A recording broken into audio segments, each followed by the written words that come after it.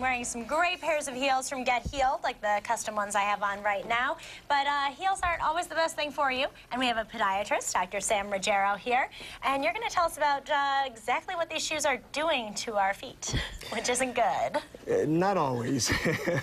I don't want to be a hypocrite. I must say I do like the way women look in high heels. They're very attractive. You wear them for a reason.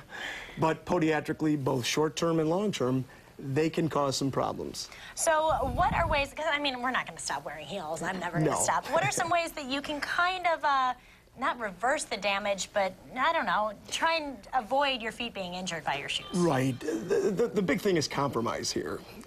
I know when I was going to school in New York City, a lot of times the secretaries and the career women were going to and from their offices in nice sneakers. And it did a great job because they were fine on the subway and on the hard streets of New York.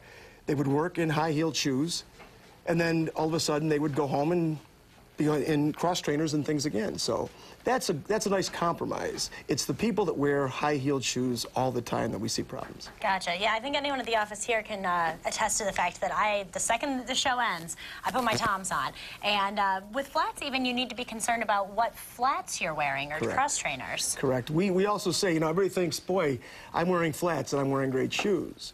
Well, flats are great, but the thing we forget about, we need to support an arch. If we don't support the arch, we have other problems like bunions and hammer toes and, most importantly, heel spurs. So even though the problem is in the heel or in the front of the foot, we call this the forefoot right here. This is the rear foot. The point is if you have an arch, it supports your foot, and that's what you want. Now, can you find heels even or flats that support your arch? And you were telling us something interesting about flip-flops and how those aren't a good flat to wear. If any of my family, patients, or friends are watching, they know we don't like flip-flops. Those are possibly the worst shoes ever created because it exposes your feet to injury. Just last summer, my daughter was at a party and a thunderstorm broke out and she ran in flip-flops and knocked one of her toenails off. Oh my God! Yeah, they're bad. Plus, they have no arch support. They have no arch, and that's the big thing. We want to get. There's a compromise. There are arches out there in sandals, arch sandals. There are different types, and that's what you want to get into. Now, we've seen Victoria Beckham. She was told to be wearing only flats because of an injury she had to her back. Is that an extreme case, or would it be, you know, something that you would recommend to everybody?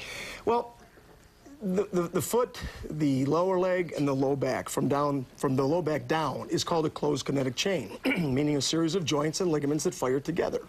Throw off one joint, or alter one joint, and you throw off any or all of those parts. So keeping your feet in line can help keep everything else in line. It's the bottom of the pyramid, so you have to do that. Well, thank you very much for joining us today and giving us these tips. Now we can all wear heels more safely. We're going to go now and see what our News 4 team is working on today with Melissa.